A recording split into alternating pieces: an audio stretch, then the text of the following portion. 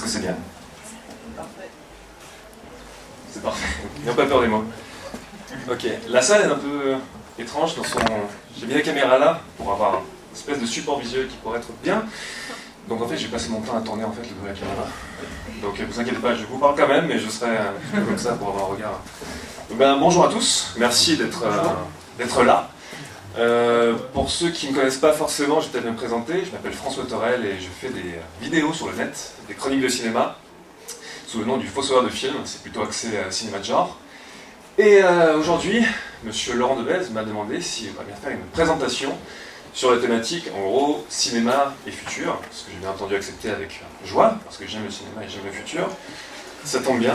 Et pour ceux qui connaissent un petit peu ma chaîne YouTube, j'ai plusieurs formats dessus, et là, ce sera plutôt un format un petit peu hors série, mais ça se rapprochera un petit peu d'une après-séance, sans film sur lequel faire une après-séance, mais voilà, ce genre de format. Et je me suis demandé comment aborder la question du cinéma, bien sûr dans une école d'art, puisqu'on est dans une école d'art. Et le cinéma a ça de particulier que c'est une forme artistique qui est à la base un amalgame entre plusieurs autres formes artistiques. Bien sûr, au début, il y avait la peinture, la littérature, la photo, bien entendu. Ça s'est basé sur plein de formes artistiques qui existaient déjà à la base, mais tout en se constituant ensuite comme langage à part entière. Et on le voit bien, de toute façon, au début du cinéma, où pas mal de créateurs, enfin de réalisateurs, se sont basés sur des courants artistiques qui existaient déjà pour créer des courants cinématographiques propres assez courants. On peut le voir par exemple sur l'expressionnisme, le courant artistique qui a notamment donné naissance au courant qu'on a appelé l'expressionnisme allemand, avec des films comme Le cabinet du docteur Caligari, une manière très pour le coup, expressionniste de faire des films. Je peux mentionner le surréalisme, qui a notamment avec les collaborations entre Buñuel et Salvador Dali, avec Cocteau plus tard. Bon, on a retenu bien entendu de ça, surtout la fameuse image de l'œil coupé dans le chien andalou, mais tout un film autour que je vous conseille de regarder si ce n'est pas déjà le cas, qui est vraiment très intéressant, qui fait date dans l'histoire du cinéma pour beaucoup de raisons. Il y a d'autres courants artistiques, encore une fois, qui ont béni. Je regarde, il y a un film, donc je le regarde, ça détourne mon attention en fait, je vais tourner dedans. Il y a d'autres courants artistiques, encore une fois, dans lesquels le cinéma a baigné. Il y a le futurisme, qui est un courant artistique de courte durée, je crois que c'était 1915 jusqu'à 1910, quelque chose comme ça, mais il y a eu quand même un cinéma futuriste. Donc, à la base, vraiment, le cinéma a des liens étroits avec les autres formes artistiques. Ça a continué bien entendu dans toute l'histoire du cinéma, même si les courants n'étaient plus explicitement ancrés dans des courants artistiques qui étaient préexistants. Énormément de réalisateurs depuis ont continué à se revendiquer de la peinture notamment, de la sculpture ou d'autres formes. Par exemple David Lynch qui s'est énormément inspiré de la peinture de l'américain Hopper.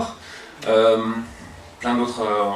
récemment par exemple avec le Fossoyeur du film j'avais parlé de l'échelle de Jacob, d'Adrian Lyne, qui est l'exemple type du film vraiment marqué par beaucoup d'autres formes, notamment ce qui avait été considéré comme de l'art dégénéré par le régime nazi, les Hans Bellmer, ces fameuses poupées très bizarres qui ont donné naissance à toutes ces visions un peu étranges. Enfin voilà, le cinéma donc forme à part entière, mais qui prend sa source dans beaucoup d'autres formes artistiques en tout cas. Et je vous tourne le dos, maintenant je change de position, histoire d'être poli. Donc le cinéma, je crois que c'est un bon art pour parler de la question du futur, parce qu'il, prenant sa source dans ces autres formes, il en récupère certains enjeux et certains questionnements. Mais le cinéma a quand même ça de spécifique, il a un rapport à la technique qui est assez unique. Il est très versé dans la question de technique. Sans bien sûr technologie et technique, on ne peut pas faire du cinéma, contrairement aux autres formes d'art. Pour écrire, il n'y a pas besoin d'avoir énormément de matériel. Donc il y a ce côté assez spécifique, il a cette question, il a toujours été lié à la question du futur à travers la question du progrès technologique. Et ça s'est vérifié encore plus dans les années 2000, avec toute la question du numérique, avec la question des nouvelles technologies, mais je vais revenir un petit peu plus tard. Quand on pense à la question du rapport entre cinéma et futur, tout de suite, bien entendu, on pense à la manière dont le futur a influencé le cinéma, mais sur un versant artistique. On pense bien entendu au courant de la science-fiction. Et la science-fiction, elle est presque aussi vieille que le cinéma lui-même. C'est marrant parce que c'est un genre qui s'est pas constitué en tant que genre à proprement parler avant bien les années 50-60, mais qui existe depuis, qui est aussi vieux que le cinéma lui-même, notamment un des premiers films qui était Le Voyage dans la Lune de Méliès. Pourtant la science-fiction existe depuis bien avant qu'elle ait été nommée science-fiction, pour remonter jusqu'à H.G. Wells ou Jules Verne et Mary Shelley avec son Frankenstein, qui est souvent considéré comme des pionnières de la science-fiction. Mais le mot n'a pas été popularisé avant la fin des années 20, notamment à l'époque où toute la littérature dite pulp, avec des magazines comme Amazing Stories ou Astounding Stories, toute cette série de magazines qui ont popularisé une littérature considérée comme bis et qui ont donc popularisé aussi le terme de science-fiction à la fin des années 20. Science-fiction qui était appelée scientifiction pendant longtemps. Et finalement, le terme a changé à la fin des années 20. Allez savoir pourquoi, je n'en sais rien personnellement. Et donc le cinéma a bien entendu énormément puisé là-dedans, dès le départ, bien entendu, avec Le Voyage dans la Lune de Méliès, j'en parlais, mais aussi avec l'expressionnisme allemand, avec Metropolis de Fritz Lang. Et au fil du temps, la science-fiction en fait s'est adaptée aux questionnements sociaux du moment. Parce que, bien entendu, la science-fiction, son but, n'est pas de parler du futur, c'est parler du présent à travers la représentation du futur. Donc, chaque période de science-fiction s'est adaptée au questionnement du moment. Je vais retourner de nouveau par là. Bonjour, partie du public. On peut mentionner différentes parties de science-fiction. Déjà dans les années 20-30, il y a eu toute la série des films de monstres qui a été popularisée par Universal, par la Hammer, par ces grandes maisons de production. On pouvait commencer à entrevoir par exemple ça avec Dr. Jekyll et Mr. Hyde, ce genre de film qui commençait déjà à récupérer l'imaginaire scientifique dans le cinéma et à la réinjecter dans le genre dit de la science-fiction. Donc déjà dans les années 20-30 on avait ça a continué à évoluer. Dans les années 50-60, le genre de la science-fiction s'est plus constitué en tant que genre à part entière avec une cohérence, même si à l'époque ça restait encore un genre considéré comme bis. On a eu toute la série toute la période dite de science-fiction paranoïaque avec le macartisme qui était instauré aux États-Unis, la guerre froide. Donc, par exemple, il y avait l'invasion des profanateurs de sépulture, c'était à ce moment-là, je ne sais plus. Oui, c'était à cette époque, oui, bien sûr. Donc, il y avait, ça s'est calqué sur ces questionnements du moment, ça a continué à évoluer. Au Japon, il y a bien entendu les films de monstres à la Godzilla, qui n'était qu'une manière d'exorciser finalement le traumatisme de la bombe atomique. Ça a continué encore à évoluer à la fin des années 60. En 68 plus précisément, Kubrick est arrivé, a fait 2001 l'Odyssée de l'espace, qui était absolument précurseur et qui a été une bombe, parce que ça a commencé tout simplement à légitimer un genre qui jusque-là était considéré comme bis, et qui n'était pas, franchement, on va dire, apprécié à sa juste valeur, même si, de fait, la plupart des films de science-fiction avant 2001 étaient, pour la plupart des séries B, assumés comme tels. Donc 2001 est arrivé, a un petit peu changé la donne. Entre-temps, on a eu la science-fiction complètement tarée et multicolore des années 50-60 aussi, avec des films comme Barbarella. Tous ces films aussi qui puisaient dans certains courants artistiques comme le pop art. Ça a beaucoup influencé toute la dimension visuelle à cette période. D'ailleurs, cette période qui a eu quelques résurgences par la suite, avec des films comme Flash Gordon, je sais pas pour ceux qui l'ont vu. J'avais en fait, je sais pas pourquoi, j'imaginais ce film comme des années 60 et quand j'ai regardé quelle date il datait, c'était 1980. J'ai fait merde, c'était un film un petit peu anachronique à ce niveau-là. Mais voilà, et ça a continué. Et les thématiques de la science-fiction, il y a eu un roulement. Avec les années 80-90, de nouveaux thèmes sont arrivés. Il y a eu notamment le thème des revirements climatiques. La science-fiction est devenue encore plus sombre, a commencé à devenir plus sombre à ce niveau-là, avec aussi l'arrivée bien entendu du numérique, des nouvelles technologies. Un film comme Matrix a fait date à ce niveau-là, même s'il a pompé beaucoup de choses sur le Dark City de Alex Proyas, qui est un film que beaucoup de gens oublient un petit peu injustement. Mais bon, Matrix est resté un peu plus fermement ancré dans l'imaginaire collectif, mais se pose là pour illustrer encore une fois le roulement de thématiques et le fait que, après peut-être que vous ne serez pas d'accord, mais que quelque part la science-fiction a gagné une noirceur supplémentaire à la jonction années 90, années 2000, avec le genre de la dystopie a toujours fait partie de la science-fiction, mais j'ai l'impression qu'il a connu une résurgence assez incroyable pendant cette période, parce que les questionnements sur le monde, sur le climat, la vie privée, tout ça, une espèce de climat qui va baigner la manière dont la science-fiction va se constituer. Donc voilà, science-fiction, c'est une longue histoire au cinéma, qui est loin d'être terminée, et c'est ce genre particulièrement à montrer en quoi le cinéma récupère les imaginaires du futur pour parler du présent. Les imaginaires artistiques, comme je l'ai dit, puisqu'il puisait dans pas mal de courants artistiques, mais les imaginaires aussi scientifiques et technologiques. Je vais faire un roulement chaque fois, il faudra avoir un timer, quelqu'un qui me prévienne si je suis impoli trop longtemps.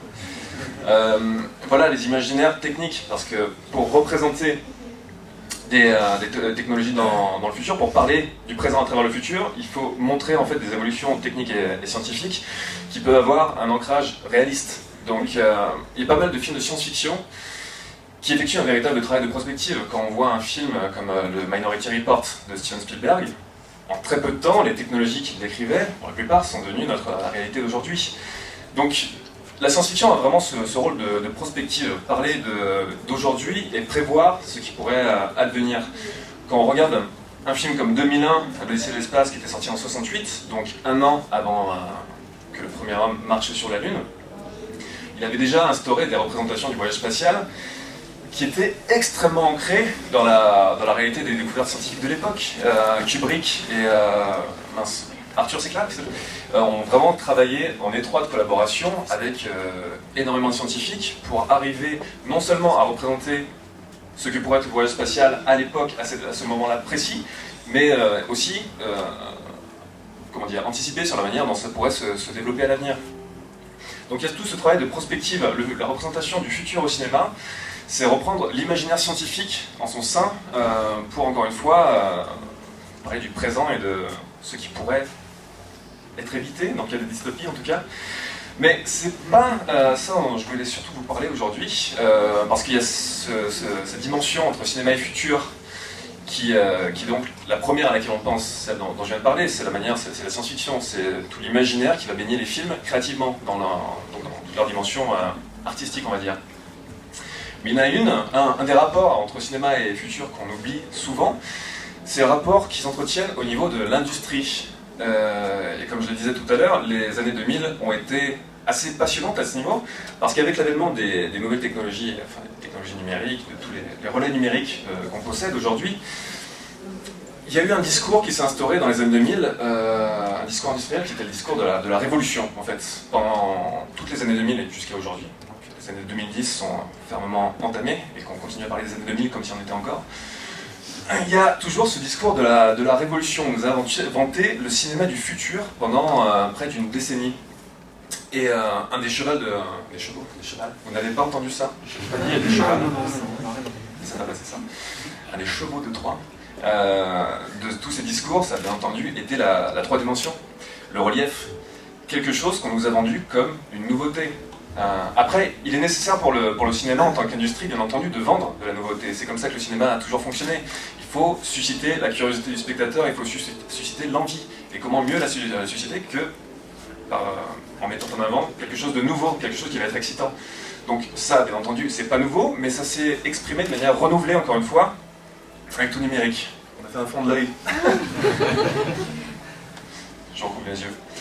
La 3 dimensions, encore une fois, on nous l'a vanté comme une nouveauté, et beaucoup de gens sont convaincus que la 3D est effectivement une nouveauté des années 2000, ce qui n'est absolument pas le cas. La 3D existe depuis presque avant le cinéma, enfin en tout cas depuis le début du cinéma.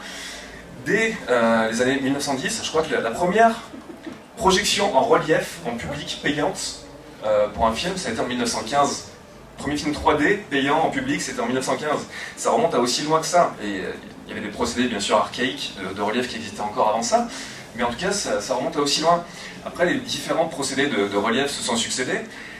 Et c'était pas juste des cas isolés, parce qu'il y a déjà eu des périodes, historiquement, il y a eu des périodes déjà d'exploitation du relief et de la 3 dimensions qui ont été assez importantes. Il y en a eu 2 avant les années 2000, 2 périodes. Il y avait les années 50 et les années 80. Dans les années 50, c'était tout ce qu'on pouvait voir, tout ce qu'on continue à voir dans certains films, je sais pas, Retour vers le futur et tout ça, Retour vers le futur, on en parlait avec mon ami Jean-Yves tout à l'heure, parce qu'on porte tous aujourd'hui ces espèces de lunettes 3D, et je repensais en fait à la scène dans Retour vers le futur où La bande à Biff, ils sont tous dans sa voiture, et il est suivi par il y a toujours un mec avec des lunettes 3D, qui a l'air complètement demeuré à cause de ça. Et donc voilà, ce film se passe en 55, si je ne me trompe pas. Enfin, une partie du film en tout cas. Donc ça montre que déjà à l'époque, il y avait ces lunettes 3D, il y avait déjà des représentations 3D dans le circuit traditionnel des salles. Ça n'a pas duré énormément de temps, parce qu'ils se sont rendus compte que la moitié des spectateurs avaient des migraines absolument atroces et que c'était pas très facile à vivre. Il y a eu une résurgence dans les années 80, avec tout ce qui s'est articulé autour, encore une fois, du cinéma de genre. C'était la grande époque, enfin la grande mode en tout cas à l'époque de sortir des suites, notamment des numéros 3, en mettant 3D. C'est super bon à trouver. Je sais pas, les Dents de la Mer 3D, ils ont sorti Amityville 3D. Il y a énormément de films comme ça qui sont sortis avec le gimmick du 3D. Il restait encore une fois l'inconfort des lunettes, parce que le confort à ce niveau-là ne s'est développé qu'assez récemment. Mais ça a été encore une fois de courte durée. Et dans les années 2000, finalement, ce à quoi on a eu affaire, c'est la troisième génération, la troisième vague de relief au cinéma. Sauf que, bien entendu, les discours médiatiques ont complètement fait l'impasse là-dessus. Ils ont, encore une fois, inventé le cinéma du futur, la révolution. Avatar en 2009 a été un autre cheval de Troie à ce niveau-là. C'était pas le premier film 3D, beaucoup de gens, bizarrement, s'en souviennent comme le premier film 3D des années 2000, mais il y a eu pas mal d'essais avant ça. Il y a eu notamment le Pôle Express de Robert Zemeckis. Encore une fois, c'était un petit peu à part vu qu'il était entièrement en 3D. Mais en tout cas, voilà, la 3D, c'est un bon exemple, je pense, pour parler de ce type de discours. Et donc le futur, à ce niveau-là, il y a ces discours qui parlent tout le temps du cinéma et du futur, mais qu'en est-il des pratiques? Est-ce que finalement les pratiques ont changé autour de ça? Et René Monsieur, je ne sais pas, est-ce qu'on voit les films différemment aujourd'hui, à travers le numérique, à travers le 3D? Finalement, la 3D est la plupart du temps un gimmick, ça ne change pas du tout le rapport qu'on pourra avoir au visionnage d'un film. Si le film est bon, il est bon, qu'il soit en 3D ou en 2D, ça reste la même chose. J'avais eu la chance, il y a quelques années, de faire une thèse en partenariat avec le marché du film à Cannes, qui est le plus gros marché international du film, qui est un pur bonheur d'ailleurs de geek de ciné au passage, qui contient tous les projets les plus improbables qu'on ne pourra jamais voir et qui ne sortiront jamais, hélas, aux yeux du grand public. Donc c'était assez drôle, mais ça m'a permis de voir quel était le rapport, enfin d'étudier un petit peu quel était le rapport entre les publics de cinéma, et aussi les professionnels du cinéma, et tout ce qui relève en fait des nouvelles technologies. Et j'en ai profité pour rencontrer pas mal de spectateurs. Et le truc principal qui a changé, c'est tout ce qui se trame avant et après la séance de cinéma. Mais pendant, ça reste à peu près la même chose. Qu'on soit passé par exemple à une diffusion largement numérique dans les salles, c'est une dimension, c'est un changement qui est d'ordre purement industriel finalement, puisque ça va permettre d'avoir entreposé des bobines, ça va permettre d'éviter l'usure des bobines, d'avoir les fameuses brûlures de cigarettes qu'on a en haut à droite de l'image. Pour ceux qui ne savent pas, là, quand on voyait cette espèce de point noir subliminal qui apparaissait en haut à droite de l'image, c'était le signe en fait pour le projectionniste de changer de bobine. Et on n'a plus donc ça, on n'a plus les stries, ce truc dont sont si férus des mecs comme Tarantino et Robert Rodriguez quand ils font par exemple tous les films de Grindhouse, qui est un paradoxe absolu mais qui est passionnant, parce qu'on a attendu de passer au numérique pour que Tarantino et Rodriguez sortent des films en numérique qui reproduisent artificiellement l'usure de la bobine l'argentique.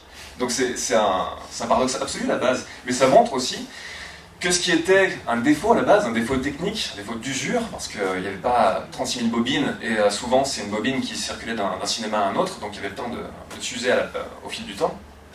Tout ça a fini par faire partie en fait de notre imaginaire cinématographique, c'est des choses auxquelles on est attaché. Personnellement, je regrette presque de ne plus avoir juste des fois une strie sur l'écran ou justement cette brûlure de cigarette qui me faisait assez plaisir, je ne sais pas pourquoi. On est attaché à ce genre de trucs qui font partie d'un imaginaire. Et c'est bon de voir en quoi l'imaginaire, encore une fois, se structure, pas que sur les films, pas sur ce que, idéalement, les films devraient être en termes de création, mais aussi sur les conditions dans lesquelles on les voit. Et ces imperfections en sont un très bon exemple. Pourquoi je parlais de ça? Oui, la diffusion numérique. Donc la diffusion numérique, finalement, ça a été un changement d'ordre purement industriel, parce que ça coûte moins cher à faire, ça coûte moins cher ensuite à diffuser. Mais pour le spectateur, en dehors l'inconfort de visionnage parce qu'il y aura moins d'imperfections sur le film, rien ne change finalement. Et je veux dire, quand on est face à un film, il n'y aura pas 36 manières de le voir. Les choses qui ont changé, c'est le rapport en fait à l'accès au contenu et à l'accès à l'information. on a tous des relais numériques, des smartphones, et ça a changé en fait l'interaction qu'on peut avoir sur les films, pas dans le cadre du film lui-même, mais avant et après. En fait, tout ce qui entoure les films, je pense, est en évolution. Et on nous a vendu en fait une immersion différente dans les films, alors que finalement, l'expérience reste plus ou moins la même. C'est pas un art, comment dire, interactif. Le cinéma, c'est un art de la manipulation, au sens noble du terme. S'il existe un sens noble du terme, manipulation, je sais pas. Je vais pas dire ce que j'ai pas dit. C'est un art, en fait, où on va se laisser manipuler par le réalisateur. Il nous fait une proposition de cinéma, qu'on va accepter ou non, mais dans le meilleur des cas, on va accepter de se laisser manipuler par lui. Quand on va voir un film d'horreur, quand on va voir des films codifiés comme ça, on se laisse manipuler par le réalisateur pour être surpris, pour avoir peur. Si on va voir un film de peur, pas peur, c'est qu'on ne se sera pas bien fait manipuler, et ça sera pas bien.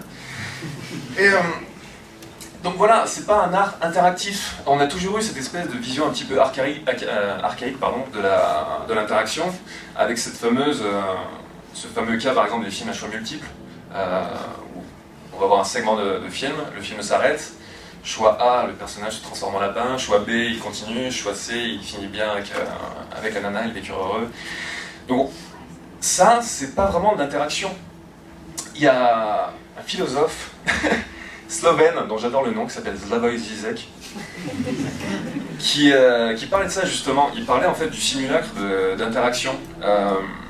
Il disait que, encore une fois, le cinéma n'est pas un art interactif, mais par exemple sur le cas de ces films à choix multiples, que beaucoup de gens mettent en avant comme étant des films interactifs, le spectateur n'est pas selon lui en interaction. Il appelle ça le sujet interpassif, parce qu'on ne fait que choisir notre mode de passivité. Si on choisit par exemple la voie B, on ne fera que choisir un truc qui a été pensé et créé en amont, sur lequel on n'aura absolument aucune interaction. On ne fait que choisir notre mode de passivité devant quelque chose. Donc cette interaction, de toute façon, je ne pense pas qu'elle changera avec les possibles évolutions du cinéma à l'avenir, avec les évolutions technologiques. Ça reste, encore une fois, un art passif. C'est pas forcément négatif, encore une fois. Mais les relais, en fait, numériques ont changé, encore une fois, l'accès au contenu, l'accès à l'information, notamment dans le mouvement. On peut aujourd'hui, avec tous les écrans qu'on a, voir des films n'importe où. On est un reportage pour regarder un film avant que vous veniez ou après, je sais pas. Il y a cette dimension du mouvement qui change. Et cette dimension, elle pose la question en fait de l'expérience du cinéma. C'est ce que David Lynch disait dans un segment, en fait, je crois que c'était dans les bonus de Inland Empire, où il parlait en fait de la différence qu'il y a entre voir un film et expérimenter un film. Il disait que quelqu'un qui pourra voir un film sur son portable dans le métro aura la sensation d'avoir vu le film, parce qu'il l'aura vu techniquement, mais il n'en aura pas fait l'expérience. Le contexte dans lequel on voit un film est aussi important que le film lui-même. Donc il faut savoir se mettre dans des conditions adéquates au visionnage. Et ça, bon, c'est ce que historiquement la salle de cinéma a permis d'instaurer. Elle a permis d'instaurer un rituel qui permet de voir le film en immersion. À part quand quelqu'un latte le siège ou mange des pop-corn bruyamment. Ça, c'est autre chose, mais c'est plus une question de multiplex aujourd'hui. Il y a cette dimension donc, du mouvement qui a changé, mais encore une fois, qui sépare la notion de voir et d'expérimenter. Ça reste encore assez flou aujourd'hui. Jusqu'à quel point on peut voir des films sans en faire l'expérience. Mais ça n'empêche pas que dans cette situation adéquate, on peut voir un mouvement. L'autre question que posent tous ces relais numériques, c'est plus celle du mouvement, c'est encore une fois celle de l'interaction. Et on a vu que finalement ça ne change pas tant que ça. Donc voilà tout ce que je voulais dire rapidement sur ce non après séance que je suis en train de faire, qui est finalement assez rapide, sur les rapports entre cinéma et futur. C'est des rapports qui se développent à beaucoup de degrés différents, dans la dimension artistique, dans la dimension industrielle. Et le futur nous le dira. Je suis très mauvais pour les conclusions. Mais si vous voulez participer, je n'ai pas précisé ça au début, si vous avez des questions, si vous avez des cris à pousser... Quel rapport avec la mouche derrière? C'est une bonne question. J'ai demandé un appui visuel pour que ça soit un petit peu mieux. On ne voit pas de toute façon dans la caméra, c'est un échec. La mouche, c'est de la science-fiction, c'est le rapport à la science, c'est ce que je disais sur Dr. Jekyll et Mr. Hyde. On va passer par là. On va l'expliquer comme ça. Je propose que les gens qui posent une question rentrent dans le champ. Ah bon? Ça pourrait être bien. Allez, Désolé que ça tombe sur toi. Ça va être intéressant. Non, je voulais juste parler de la question de l'interaction, en fait, et de la question de la 3D. Par rapport à ce que tu as dit, parce qu'en fait, pour moi, l'expérience de cinéma, ça se passe dans une salle, et il y a une espèce de côté sacré, c'est de la culture, tu vois, au cinéma, pour apprécier le film dans toute sa dimension, dans la salle, avec l'ambiance qui va avec. Et je parle pas des pop-corn, effectivement, et des andouilles qui bouffent des conneries à longueur de film sans vraiment vouloir l'apprécier.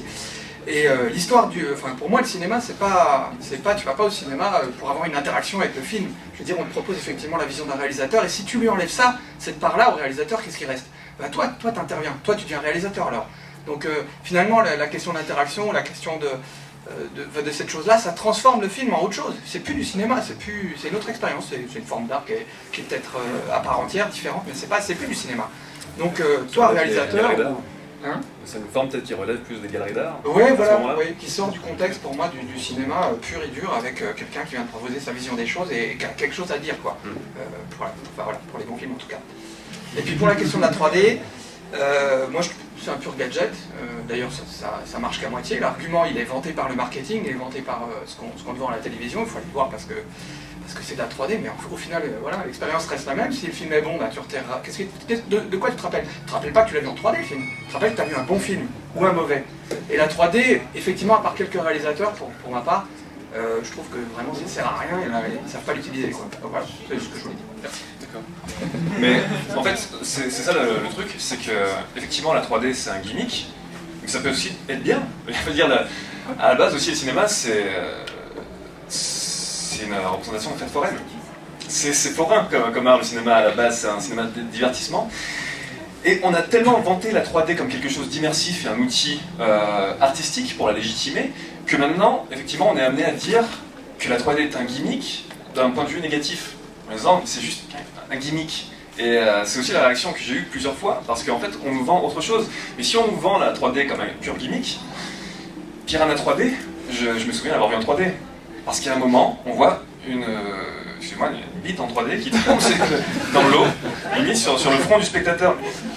C'est quand il est utilisé en fait de manière complètement décomplexée dans sa pure dimension de divertissement, c'est un gimmick, mais comme sont les codes cinématographiques, je pense. Donc ça peut vraiment, ça ne justifie bien entendu pas une démarche créative, à moins que vraiment, si en fait, à moins qu'elles soient utilisées vraiment dans une démarche purement immersive. Avatar avait eu cet avantage, je pensais, de proposer un truc plus naturaliste, effectivement. Et Gravity aussi, Pardon? c'est flagrant, Gravity c'était vraiment bien utilisé. Gravity, je l'ai vu en 2D. Tous les gens à qui je dis ça me taper dans les genoux ensuite. Il y avait Sanctum aussi, je sais pas si tu as eu l'occasion de voir ça. Sanctum, monsieur, est-ce que tu veux dire? Alors il y avait Sanctum aussi, je me souviens plus du réalisateur, je crois que c'était, je sais plus si c'était Spielberg ou déjà un film de Cameron. Voilà, produit par Cameron, merci. Et du coup, c'est un synopsis plutôt simple, c'est des spéléologues qui donc, voilà, vont dans des grottes, il se passe plein de choses. Et moi je l'ai vu en 3D, et ça fonctionnait vraiment bien.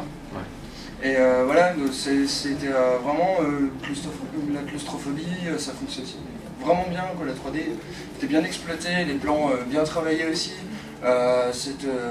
Les seuls moments où on avait l'espace pour respirer, on en profitait vraiment dans le film. Voilà, c'était travaillé, donc si tu l'as pas vu, je conseille de le voir. Mais tant que c'est pas un argument commercial, c'est bien. Non, mais bien sûr, et voilà, sur ce film, film, l'affiche, en fait, je me souviens, c'est ce qui m'avait étonné, c'est qu'on me l'avait proposé en 3D à la caisse, et je l'avais pas vu, c'était écrit en petit en bas à gauche de l'affiche, donc je me suis dit cool, tant qu'à en profiter, parce que je pense que ça peut être balèze à voir. Donc. Mais en tout cas, pour rebondir aussi sur ce que tu disais tout à l'heure sur l'interaction, effectivement, l'interaction en amont du film, pour moi, c'est là que se joue aujourd'hui la véritable zone d'interaction aussi. En fait, plus que les nouvelles technologies et le web permettent en fait, à tout le monde de s'exprimer et de rendre sa parole accessible, on pourra, en amont de la chaîne de production, pendant qu'un film est en train de se constituer, avoir une influence sur sur la manière dont il sera créé, avec, je sais pas, des pétitions pour faire arrêter Ben Affleck avant qu'il joue Batman, moi j'ai rien contre le fait qu'il joue Batman, personnellement. C'est juste un exemple. Ou, je sais pas, Christophe Gans, quand il fait Silent Hill, et qu'il demande aux internautes quelle affiche choisir, et que finalement les internautes ont eu un véritable rôle à jouer dans la manière dont le film a été vendu et sur son univers visuel, dans sa promotion. La zone d'interaction, je pense qu'elle est là. Mais encore une fois, c'est pas une forme d'interaction entre guillemets pure. Mais ça reste... Ça c'est valable et c'est bien pendant la période de création. Mais... Hein, pardon. Pourquoi je vous joins Non, on m'a déjà vu, c'est bon. Non mais c'est bien quand c'est pendant la part de... Là, là c'est bon, on va pas demander. Donc c'est bien tant qu'il s'agit du moment de création, parce que effectivement, avoir des nouvelles idées, les partager avec les internautes, ou je sais pas, les gens qui téléphonent, qui laissent des SMS, c'est super. Et après, ben, encore une fois, au final, c'est quand même le réalisateur qui a la dernière main là-dessus. C'est lui qui va faire les choix. C'est lui qui va... Oui, enfin, si on parle pas des studios qui... Voilà. Donc ouais, voilà, c'est pas mal comme ça. Après, c'est plus souvent au niveau de l'écriture qu'il y a le rapport avec le public en amont. Notamment Il n'y a pas de raison que tu ne te lèves pas tant. Non, c'est plus pour rejoindre ce que tu dis, Max. Donc le réalisateur, c'est lui qui va parler, enfin, c'est lui qui va avoir le langage, qui va créer le langage cinématographique, qui va choisir les cadrages avec son chef-op, etc., qui va discuter de façon à articuler le film. Mais effectivement, comme le dit François, en fait, c'est plus au niveau de l'écriture, donc vraiment en amont, avant que le réalisateur, qui lui, à partir d'un écrit, d'une histoire, va la transformer en histoire filmique, en image. Et notamment, je pensais par exemple à Iron Sky ou d'autres films qui sont produits par Internet et par les spectateurs. Je crois qu'ils ont même un rôle, ou en tout cas pour d'autres, plus récemment, d'écriture carrément, effectivement, interviennent. Je sais pas dans quelle mesure ils ont fait participer à l'écriture. Sur Iron Sky, je sais pas. C'est peut-être pour ça. C'est peut-être pour ça que c'est le bordel ce film. J'aime bien. Sûr. Sur Iron Sky, je sais qu'ils avaient des forums. Ouais. Alors je me souviens pas du détail, mais où ils demandaient aux gens de donner leur avis sur, par exemple, l'apparence futuriste éventuellement des nazis, des gens qui avaient des connaissances en histoire, de leur dire ce que vous en pensez, etc. Donc je pense qu'ils sont allés assez loin dans la participation du public, même au projet artistique lui-même, au projet artistique du projet. Voilà, faudrait vérifier. D'accord. Merci. S'il y a d'autres questions. Je pense que c'est une bonne idée Je pense que c'est une bonne idée de demander une participation au public avant la production des choses. Parce que je pense que ça pourrait apporter de vraies bonnes choses aux créations. Et je suis pas contre le fanservice, je pense que ça peut apporter vraiment des plus. Sans en faire trop, bien sûr, il faudrait pouvoir trouver le juste milieu et que le réalisateur ait le mot final à la fin pour pas que ça casse sa création. Ouais. Excusez-moi, je ne sais pas parler. Je voulais juste apporter une petite précision. Il y a un dessinateur de bande dessinée qui s'appelle Cadello, qui est un dessinateur italien, qui avait fait une bande dessinée qui s'appelait Envie de chien à l'époque, c'était dans les années 80, fin 80. Et il a demandé pour la suite à ses lecteurs de lui envoyer plein d'idées pour écrire le tome 2 de cette bande dessinée. Et après, il en a fait une histoire. Donc c'était avant Internet, enfin avant l'ère des SMS, etc. Mais c'est une façon de produire ou de créer des histoires qui sont intéressantes. Oui, parce qu'avec ça, on pourrait tomber sur des choses auxquelles on n'aurait pas eu forcément idée, que les types de création n'auraient pas forcément eu l'idée, et que ça pourrait apporter de vrais plus. J'ai pas déjà dit ça. Si, mais ça mérite d'être rappelé. Mais je suis d'accord. Après, tout dépend aussi de la démarche de chaque créateur. Il y a des créateurs dont la nature de la démarche et la nature des œuvres ne saurait souffrir une interaction en amont ou une ingérence de la part du public ou de n'importe qui. Je vois mal David Lynch, par exemple, sur des œuvres aussi tranchées, demander au public si tel ou tel personnage doit être habillé comme ça. Avoir une interaction avec son public, ça donne un côté plus sympathique aussi, comme partout. Non. Je contrôle, mais je fais le micro. J'ai même laissé personne comme ça. Donc oui, tu répétais. Qu'est-ce que je disais déjà? Oui, avoir une interaction avec le public, c'est... Il y a aussi la notion de partage là-dedans et qui rend peut-être la production plus sympathique, qui rend le projet plus sympathique, comme ça l'est partout. Quoi. Tu sais ce qu'on dit quand on est gentil, on partage. Il ne faut pas que ça devienne justement un outil de merchandising, parce que dans la plupart des cas, c'est qu'en fait c'est utilisé à des fins purement promotionnelles cette idée-là. Il faudrait juste doser pour pas en faire trop, c'est tout. Encore une fois, ouais, tout dépend de la nature de l'œuvre. Tu es habillé en Doctor Who, sur Doctor Who par exemple, Moffat s'y connaît en ça. Absolument. Mais voilà, par exemple, ça me fait penser, mais oui, Moffat est devenu un pro du fanservice qui, même en faisant du fanservice, il reste frustrant dans son écriture. Mais bon, on va dans un autre débat. Bordel, oui. Mais ouais, tout dépend des œuvres, encore une fois. Donc après, une véritable œuvre au sens artistique du terme. J'utilise pas la distinction entre démarche artistique et divertissement, comme on l'a fait souvent au cinéma, de manière un petit peu méprisante pour le divertissement, loin de là. Mais sur une démarche artistique cohérente qui est la même démarche en gros que pour n'importe quelle autre forme d'art, je pense que c'est un peu plus difficilement compatible. Mais sur des œuvres où justement la dimension divertissante, de divertissement et d'interaction, encore une fois symbolique avec le public est un peu plus prononcée, là je suis complètement d'accord. J'ai du mal à imaginer par exemple aller vers un peintre qui est devant une toile et dire mec, tu devrais utiliser un peu plus de rouge là. Je pense que je me prends une balayette dans la tête, et à juste titre. Pour revenir à ce qu'on disait, je suis pas forcément d'accord avec ce que vous disiez sur l'interaction des spectateurs sur les films. Pour moi, il y a certains réalisateurs qui ont une aura, qui font des films, voilà, on est surpris. Je pense par exemple à Lynch, Cronenberg, des réalisateurs comme ça. Moi, je vois mal quelqu'un aller dire bon ben non, je voyais ça plus comme ça. Voilà, le but de ces réalisateurs, c'est des réalisateurs entre guillemets très sombres.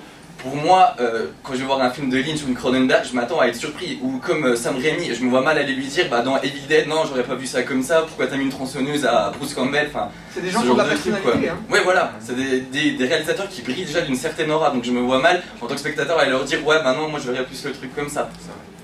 Donc, t'attends de voilà. qu'ils te surprennent, hein. Moi aussi, voilà. Bah, tout comme disait François, tu vas pas...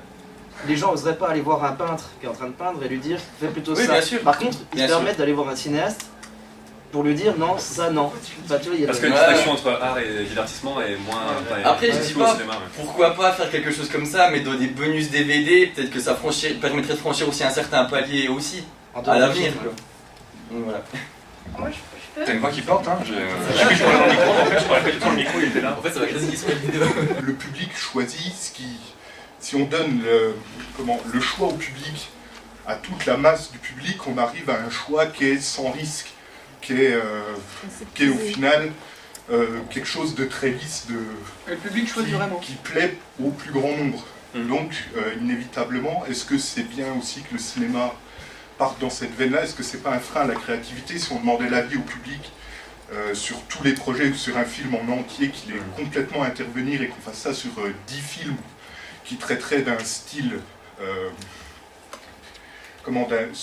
dans un style défini, est-ce qu'on n'aboutirait pas à 10 films qui se ressembleraient vraiment si on suit strictement l'avis du public? C'est une question qui reste à se poser si on fait l'analogie voilà, avec d'autres formes d'art où on a laissé intervenir le public. Voilà, est-ce que c'est pas un frein au final plus qu'un avantage? Ah, ça peut carrément l'être, ouais. Mais après, encore une fois, c'est pas des questions nouvelles, elles sont juste posées de manière renouvelée aujourd'hui à travers justement ce que permet le web et ce que permet la communication sur le web. Mais les ingérences en amont sur un projet, elles ont toujours existé, que ce soit dans les rapports entre réalisateurs, scénaristes, producteurs, le concierge qui passe par là, enfin, dans un studio, il y a beaucoup de choses qui se trament à ce niveau-là, et cette forme d'ingérence, je pense que c'est une question qui a toujours existé, même avant le cinéma, dans toute forme d'art, mais c'est vrai qu'aujourd'hui, elle se pose de manière renouvelée. Mais est-ce que, qui c'est qui parlait du hasard? Toi qui parles de la forme... C'est marrant que tu parles de ça, ça me fait penser en fait à... Godard faisait, et le philosophe faisait la distinction entre film et cinéma. Pour lui, c'est pas la même chose, et il parlait justement de la dimension de hasard, qui est, selon lui, ce qui va créer la démarche artistique. S'offrir au hasard et permettre... Je suis absolument pas d'accord avec lui là-dessus, mais il faisait cette distinction sur la base du hasard. Je sais pas ce que tu en penses, si justement laisser ce hasard se produire dans la démarche artistique, se laisser porter par ça, et finalement il disait que c'était cette forme de hasard qui permettait de laisser, entre guillemets, parler la caméra. Et du coup, ça rejoint deux choses en fait. Les deux, en fait, tu as dit Godard différencier le film et le cinéma. Bresson, lui, différenciait le cinéma et le cinématographe. Donc pour lui, le cinéma, c'était du théâtre filmé, où tout était préparé, prêt à l'avance, les comédiens qui jouent en fait. Et lui, il faisait du cinématographe, et il y avait une grande part, c'est pas vraiment du hasard, mais c'est de l'aléa. Enfin, si, c'est une forme de hasard, c'est dans le sens où lui est le réalisateur, pas comme le théâtre qui va dicter comment jouer ses acteurs. C'était, il va prendre des modèles, des gens, il va déjà se renseigner sur leur façon d'être naturellement, et il va calquer ses personnages et les écrire en fonction de la personnalité des gens. Et lui, pour lui, le rôle du réalisateur, c'était plus de créer une situation dans laquelle il va mettre ces gens-là. Et c'est là où va intervenir cette forme de hasard, c'est-à-dire qu'il ne va pas juste les lâcher et les faire n'importe quoi, il va bien évidemment leur donner un rôle, et un scénario la plupart du temps, mais c'est-à-dire qu'il va les faire répéter de façon totalement naturelle jusqu'à ce qu'en fait il y ait quelque chose de totalement hasardeux et naturel de chez eux qui sorte comme un mouvement de main ou un tremblement ou un clignement d'œil.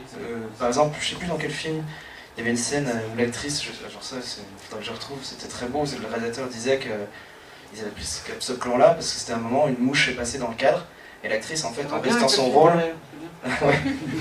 Et la mouche en fait d'un seul coup elle a suivi la mouche et ça a complètement transformé tout son dialogue. Et ils ont gardé ce plan-là évidemment parce que lié à ce hasard, ça a transformé totalement. Et, enfin, du coup Bresson rejoint en fait les deux idées sur la différenciation cinéma et le hasard. Catherine Breillat en parlait quand elle a été interviewée à propos de Nymphomaniac de Lars von Trier récemment. Et elle parlait exactement de ça. Elle disait qu'un acteur... Oui. Ouais. Enfin, elle disait en tout cas que c'est difficile d'obtenir de la fraîcheur et du réalisme même chez un acteur. Parce que par exemple, on lui dit juste de passer une porte, d'ouvrir une porte, si on lui dit fais-le immédiatement, prise par prise, la personne va ouvrir la porte de manière la plus naturelle du monde. Et si on lui demande de refaire ça une deuxième ou une troisième fois, l'acteur va faire ce qu'on attend d'un ouvrage de porte, d'une ouverture de porte, ouvrage de porte. C'est la deuxième fois que je fais un truc comme ça. Une ouverture de porte, et ça nuit en fait, ouais, effectivement, au naturel de la scène. Et oui. Bien. On parlait tout à l'heure de la surprise que le spectateur demande finalement, hormis et je pense que l'une des façons de voir la surprise, c'est en réinventant le langage cinématographique, clairement. Mais on en oublie généralement, je pense que le cinéma, c'est une industrie qui n'est pas là pour casser les codes parce que ce serait la mettre en danger. Ce qui compte, c'est que ça continue de marcher. Donc le fait que le spectateur connaisse ce langage-là, c'est une assurance que le film va marcher. Ça va aussi avec un manque d'inspiration. Enfin, c'est pas un manque d'inspiration, c'est un manque de prise de risque aujourd'hui dans le cinéma, je pense. C'est parce qu'on est obligé de faire un film, on est obligé que ce soit sur un scénario qui a déjà marché avant. Donc je pense qu'il ne faut pas attendre un renouveau du cinéma de la part de l'industrie, mais de la part d'artistes. Il y a des artistes qui sont obligés de faire des films finalement, ils vont faire des très bons films je pense, mais comme c'est dans une entreprise assez monstrueuse, ils n'en feront jamais. Et c'est vrai qu'en discutant pas mal... ce que tu dis... je pense que tu avais quelque chose à dire d'ailleurs. Ce que tu disais qu'il était dur... qu'il n'était peut-être pas évident d'inventer un nouveau langage, mais il faut bien qu'un langage existe déjà pour en inventer un autre, je pense, déjà. C'est-à-dire que oui, il y a des codes qui régissent le cinéma, mais pour les surpasser, il faut bien qu'ils existent déjà au départ. Pour en reparler, oui, moi ça me ramène à ce qu'on parlait tout à l'heure d'interaction dans le cinéma. Bon, déjà, je pense qu'il faut différencier deux formes d'interaction. Peut-être une interaction avec, comment dire, avec le film, ce qu'il veut nous dire, c'est-à-dire que quand on voit un film, généralement il y a un dialogue qui se crée, et c'est là que c'est intéressant, c'est quand on sent que le réalisateur nous parle, qu'on peut peut-être réinterpréter certains propos du film, tout ça, l'interaction elle est peut-être là. Aussi quand Haneke par exemple vient nous coller une grande baffe, où c'est lui clairement qui nous dit ça se passe comme ça, c'est pas autrement. Enfin, c'est différentes formes d'interaction qui existent. Mais il y en a une autre de forme d'interaction qui n'est pas explorée, je pense. Et c'est peut-être là qu'il faut voir la 3D différemment, je pense. Parce que ouais, il y a cette 3D voilà, qu'on nous impose, oui, si, sur certains films, on nous impose clairement au cinéma, mais il y a une autre forme de 3D peut-être qu'il faudrait réfléchir. C'est peut-être un moment pouvoir ne plus être statique devant un écran, mais pouvoir peut-être se déplacer autour du film. C'est-à-dire, je sais pas, imaginons un film projeté aux quatre coins d'une salle, et puis pas les coins, mais voilà. Sur les 4 murs du coin. Voilà. Sur les 4 murs d'une salle, et bon, qu'est-ce qu'on suit dans tout ça? Peut-être un objet au centre où sera projeté ce film, et qu'est-ce qu'on va vouloir voir, tout ça? C'est-à-dire qu'à un moment donné,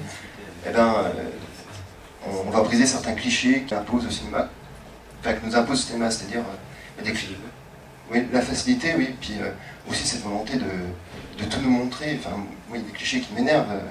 Par exemple, quand on voit le gentil qui va ranger un petit objet tranchant dans sa botte, on sait qu'il va s'en sortir et qu'il va s'en servir, et ça c'est un code qui revient très souvent, c'est assez énervant je trouve. Et là, c'est là que ça pourrait être intéressant. Je sais pas, imaginons on veut suivre un personnage, et on ne sait pas ce que fait celui-là, et c'est différentes choses qui pourraient être explorées, je pense. Donc, peut-être sous forme de labyrinthe, ou ces objets, voilà.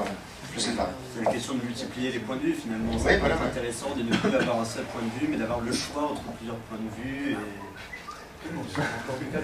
Mais l'interaction. Voilà, c'est ça, on sort du cadre du cinéma à ce moment-là. C'est du cinéma après, c'est pareil. C'est le futuroscope après. Nous oublier le micro, il nous faut plein de micros pour Et si on se mettait tous au milieu? Après, la question de l'interactivité au cinéma, bon, elle est vaste. Je pense qu'elle va venir d'ailleurs, elle va pas forcément venir du cinéma, l'interaction dans une histoire, de la manière dont on raconte une histoire, parce que c'est ça aussi le cinéma finalement. Je pense qu'elle nous viendra de quelque chose qui est en train de devenir un art, qui est le jeu vidéo, qui permet une interactivité entre une histoire et mais après, bon, là on parle plutôt d'expérience visuelle, c'est certain, mais je pense qu'il ne faut pas oublier que finalement le jeu vidéo sera toujours, au moment où il sera pleinement mature, j'ai envie de dire, il sera toujours plus compétent que le cinéma pour l'interactivité, de toute manière, c'est le fondement même de ce médium-là. Bah voilà, on va conclure là-dessus, j'ai envie de dire un CQFD quelque part. On parle du rapport entre futur et cinéma du futur, et finalement tout ce dont on a parlé et débattu sont des questions aussi vieilles que le cinéma et aussi vieilles que la création artistique elle-même. Et finalement on a toujours affaire aux mêmes questions, mais renouvelées, et qui se posent de manière un petit peu renouvelée, mais c'est toujours les mêmes questionnements. C'est chiant. Bon, bah en tout cas, on va conclure là-dessus. Vraiment, merci d'être venu. C'est tout à fait.